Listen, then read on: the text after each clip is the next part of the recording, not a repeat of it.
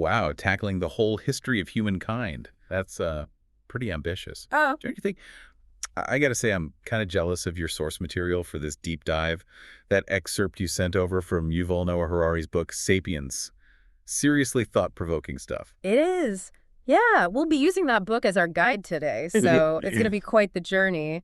We'll try to hit the most mind-blowing parts for you. Sounds good. And we'll try to give you that so what behind it all, you know? Right, like how does this connect back to me and my life? Exactly. So what's really cool about Harari's approach is he doesn't just start with like the first cities or empires. He goes way, way back. I'm talking Big Bang back. Wow. And then he kind of zooms in on us Homo sapiens showing up around 200,000 years ago. But here's the thing. For a long time, we were pretty insignificant. Okay, so you're telling me we weren't always the stars of the show? What made us so insignificant back then? Well, for starters, early humans were just one species among many, all competing for resources, trying not to get eaten, you know? Makes no sense. We weren't exactly top predator material. Yeah. Not exactly those sharp claws and teeth. No, we had to evolve some serious brain power to survive. Right, those big brains of ours. But Harari points out that they were a huge energy drain, 25% of our calories just to keep those things running. Was it even worth it? That's what's so fascinating to think about. Imagine those early humans, you know, trying to make it in a world full of dangers. They didn't have sharp claws or powerful muscles or super speed. Just big energy-hungry brains. Exactly. They had to figure out a way to make that brain power pay off, or it would be a major evolutionary disadvantage. So how did we survive? Did those big brains actually give us an edge? Well, Harari suggests that cooking was a potential game changer because it essentially pre-digests food, making more calories available to fuel those growing brains. Ah, so it's like giving our brains a super boost. Exactly. And some researchers even theorize that shorter intestines, a result of eating cooked food, freed up even more energy for brain development, you know? So we Oh. could invest in brain power without starving to death. Wow. So cooking. Who knew it was such a pivotal moment in human history? Right, and it's all connected. And Harari takes it a step further with the cognitive revolution.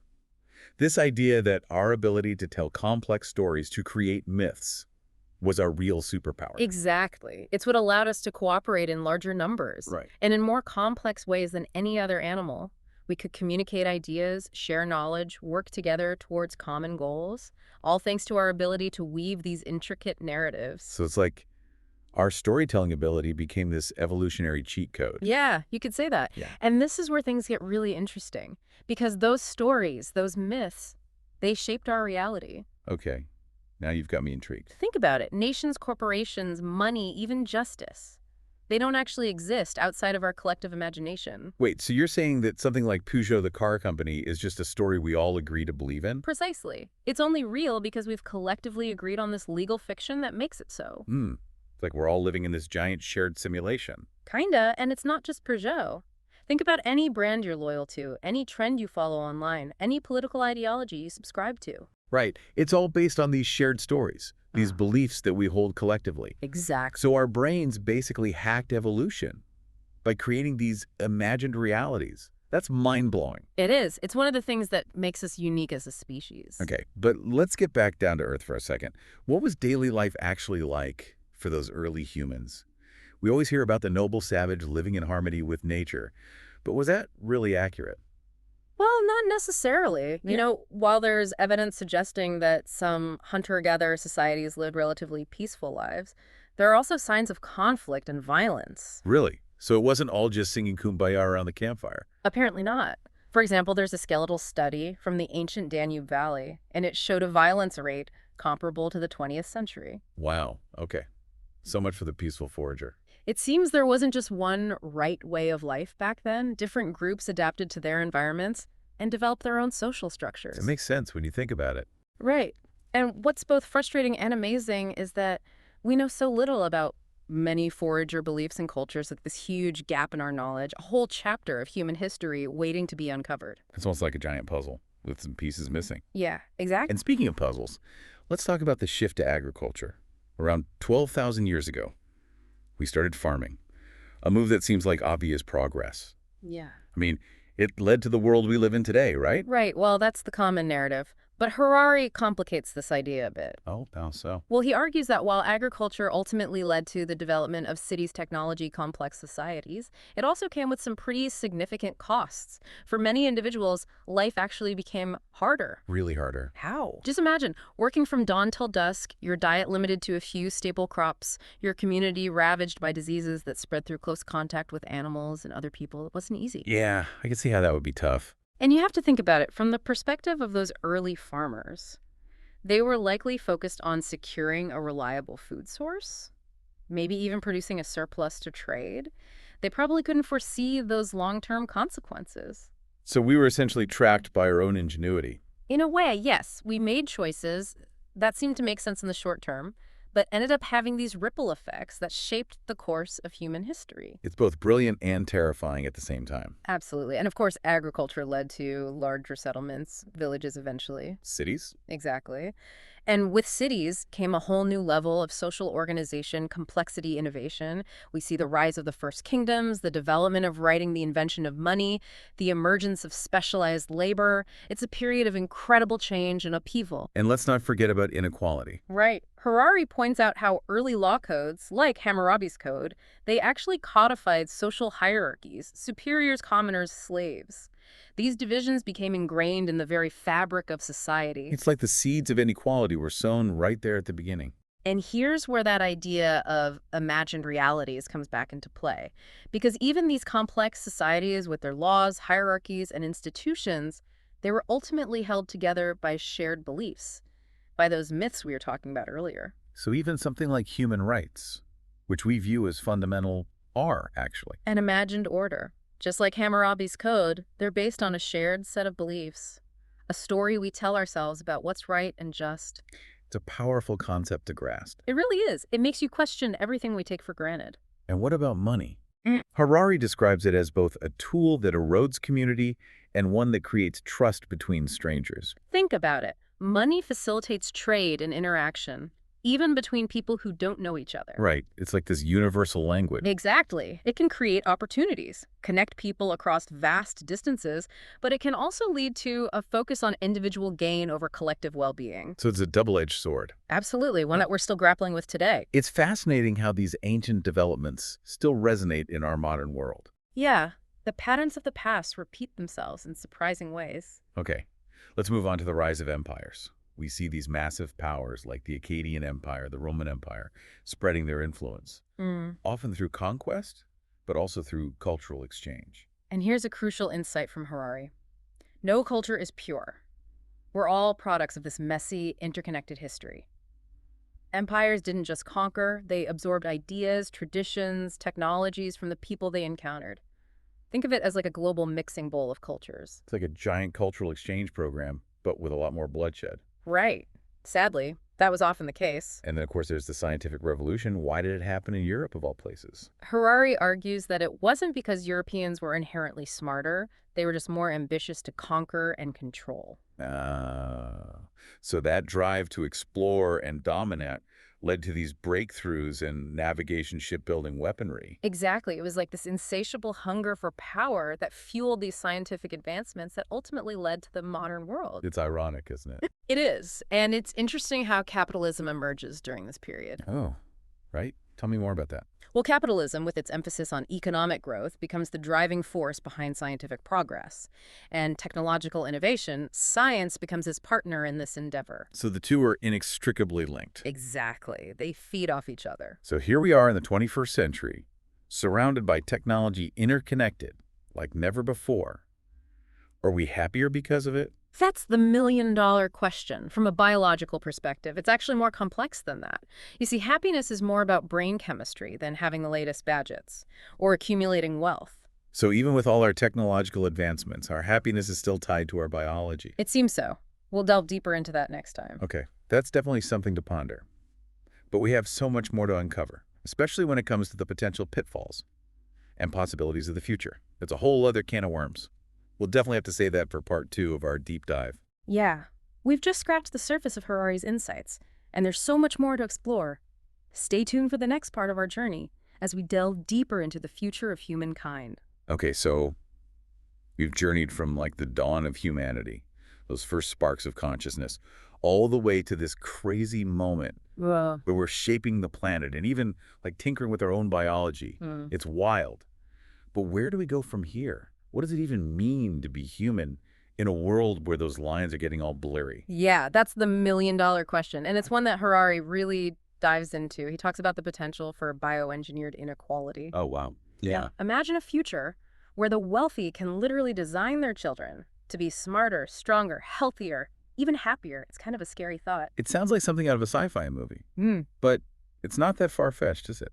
Not really. Think about those genetically modified pigs that Harari mentions, the ones designed to produce healthier fats. That technology is already here and it's constantly evolving. So now imagine applying that to humans. Whoa. It's both exciting and terrifying at the same time. Yeah. Exactly. And it gets to the heart of what Harari calls Homo sapiens as self-made God. Hmm. We're not just shaping the world around us anymore, we're shaping ourselves. That's a powerful concept. It is. It Yeah. means we've become the dominant force on this planet, capable of altering the environment, manipulating our own biology, even creating new forms of life. So with that power comes immense responsibility. Absolutely. And perhaps even the potential to self-destruct. Yeah. Which brings us to some of those potential pitfalls that Harari outlines. Environmental destruction, runaway artificial intelligence, even the possibility of our own extinction. It's a lot to take in. It is. Take climate change, for example. Yeah. Our actions are literally altering the planet's climate systems. We're Yep. seeing rising sea levels, extreme weather events, mass extinctions happening right now. It's scary to think about. It is, and it's a direct result of that power we were just talking about, the power to harness energy, to produce goods on a massive scale, to transport ourselves across the globe in a matter of hours. So it's like we've become too successful for our own good. You could say that. We've become so good at manipulating the world around us that we've failed to consider the long-term consequences. And now we're facing the potential consequences of our actions. I see what you mean. Harari calls this the Anthropocene, a new geological epoch defined by human impact on the planet. Wow. Our impact is so significant that it's leaving a permanent mark on the Earth itself. That's a sobering thought. It is. It really makes you think about the legacy we're leaving behind. Okay. But what about those positive possibilities we talked about? Harari hints at some pretty incredible advancements. Cyborgs, superhumans, even conquering death. Where does the line between science fiction and reality start to blur? Well, let's start with the Gilgamesh Project, this idea of extending the human lifespan indefinitely. It's a dream that's captivated humanity for centuries, the quest for immortality. And now, thanks to advances in biotechnology and genetic engineering, it's becoming a real possibility. You're telling me we might one day choose not to age. That's mind-boggling. Imagine a world where aging is a choice, not an inevitability, where diseases like cancer and Alzheimer's are eradicated. The implications for society, for our understanding of what it means to be human, are profound. Yeah, it really makes you wonder how our values and priorities would change. If we weren't limited by our own mortality, what would we strive for? What would give our lives meaning? It's almost too much to grasp. It certainly challenges our current understanding of the human experience. And then there are cyborgs, humans merging with technology. Remember those monkeys Harari mentions controlling robotic limbs with their thoughts? That's not science fiction. That's happening right now. Exactly. We're talking about prosthetics that are controlled by neural impulses, cochlear implants that restore hearing, even brain-computer interfaces that allow paralyzed people to control computers with their minds. Wow. The line between human and machine is definitely blurring. It is, and it raises all sorts of questions about identity, consciousness, and the very definition of what it means to be human. And then there's the singularity, this idea that artificial intelligence will eventually surpass human intelligence. It's a concept that sparks both excitement and fear. Imagine a world where machines are capable of learning, adapting, and even creating at a level beyond our comprehension. It could lead to unimaginable progress, but also to scenarios where AI becomes so powerful that it surpasses our ability to control it. That's the big unknown, and it's one of the biggest challenges we face as a species. It's like something out of a science fiction movie. But Harari isn't just trying to scare us, is he? He's challenging us to think critically about the choices we're making today and the kind of future we want to create. Exactly. He's not offering easy answers. He's presenting us with a range of possibilities, both utopian and dystopian, and asking us to grapple with the ethical, social, and philosophical implications. He wants us to engage in a deep dive, just like we're doing right now. So how do we even begin to prepare for a future that's so uncertain, so full of potential and peril? Where do we even start? Well, that's where understanding history becomes so crucial. By examining the patterns of the past, the forces that have shaped us, we gain valuable insights into the choices that lie ahead. So instead of being paralyzed by fear or uncertainty, we can become active participants in shaping the future. Precisely. And that's what Harari is ultimately calling for. A conscious, deliberate approach to our own evolution. It's not about clinging to the past or fearing the future, but about making wise choices, guided by our values, Nah. and a deep understanding of the interconnectedness of all things. It's about recognizing that we're not just passive passengers on this spaceship Earth. We're the pilots, the navigators, the engineers. And what a journey it is. Just think about the possibilities. Imagine a future where we've solved the challenges of climate change and inequality, where we've unlocked the secrets of the universe and our own consciousness, where we've created a world that's truly just and sustainable. It's a future worth striving for. Wow, that's an inspiring vision. It makes all those mind-bending possibilities seem a little less daunting and a lot more exciting. It's all about perspective. Okay, we've covered a lot of ground today, from the humble beginnings of Homo sapiens to these mind-blowing possibilities of the future. It's a lot to process, but I'm curious, what stood out to you the most so far? What's really resonated with you? For me, it's that idea of Homo sapiens as a self-made god.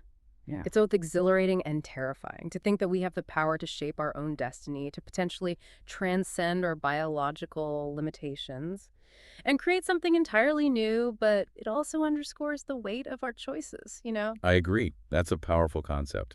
And it leads us to some even wilder possibilities that we'll explore in the final part of our deep dive. Buckle up. It's Yeah. about to get really interesting. Mhm. All right, so we've talked about shaping the planet, reshaping ourselves, Yeah. and even the possibility of living forever. But Harari doesn't stop there, does he? He goes full-on sci-fi with some of these future scenarios. Yeah, he definitely pushes the boundaries of our imagination. Right. And one of the most mind-bending concepts he explores is this idea of digital immortality. Digital immortality. Yeah, uploading our consciousness onto a computer. Whoa, okay, that's next level. How could that even work? Well, imagine if we could somehow transfer the essence of who we are, our memories, our personality, our consciousness into a digital format. Would that be a continuation of us, or would it be the birth of something entirely new? Yeah, like that age-old question, what does it even mean to be human if our minds aren't tied to our physical bodies anymore? Right. It's a total head trip. And Harari even goes a step further, talking about creating entirely new life forms, inorganic life that could surpass us Yeah. in intelligence and adaptability. It's a radical concept to think about, that we might not be the pinnacle of evolution, that something else could emerge, something we created, that surpasses our abilities. It really challenges our place in the universe. It's both exciting and a little bit terrifying. Yeah, for sure. But it seems like through all of this, Harari's really asking these fundamental questions like, what is our purpose? What are our values? What kind of legacy do we want to leave behind? It's heavy stuff. Definitely. These are questions that people have been pondering for centuries, but now they're taking on this whole new urgency. Right, because the choices we make today have ramifications that extend far beyond our own lifetime. Exactly. We're not just shaping the future of humanity, we might be shaping the future of life itself. It's a lot of responsibility. Yeah, it's a pretty heavy responsibility. I gotta admit, all this deep diving has left me feeling a little overwhelmed. It's incredible, inspiring even, but also kind of daunting. What are we supposed to do with all this knowledge, with this awareness of the power we wield? Well, I think that feeling of being overwhelmed, it's a natural response to all of this. But remember, knowledge is power. By understanding the forces that have shaped us, the possibilities and the perils that lie ahead, we can make more informed choices. So instead of being paralyzed by fear or uncertainty, we can become active participants in shaping the future. Exactly. And that's what Harari is ultimately calling for. A conscious, deliberate approach to our own evolution. It's not about clinging to the past or fearing the future, but about making wise choices, guided by our values, and a deep understanding of the interconnectedness of all things. It's about recognizing that we're not just passive passengers on this spaceship Earth. We're the pilots, the navigators, the engineers. And what a journey it is. Just think about the possibilities. Imagine a future where we've solved the challenges of climate change and inequality, where we've unlocked the secrets of the universe and our own consciousness, where we've created a world that's truly just and sustainable. It's a future worth striving for. Wow, yeah, that's inspiring. It makes all those mind-bending possibilities seem a little less daunting and Yeah, a lot more exciting. right. Well, this has been an incredible deep dive. I feel like we've barely scratched the surface of all this, Mhm. but I'm definitely walking away with a lot to think about. Me too. And if Harari's work has sparked your curiosity, I highly encourage you to check out the full text of Sapiens. It's a journey that will challenge your assumptions, expand your understanding, and leave you with a profound sense of wonder at the extraordinary story of humankind. Yeah, you won't regret it. Yeah. And who knows, maybe it'll even inspire you to play a role in shaping the next chapter of that story. Because, as Harari reminds us, the future is not set in stone. It's a blank page waiting for us to write our own ending. So go forth, explore, question, and create. The future is in your hands. Thanks for joining us on this incredible deep dive. It's been a wild ride, and we can't wait to see what the future holds. Until next time, keep exploring, keep learning, and keep asking those big questions.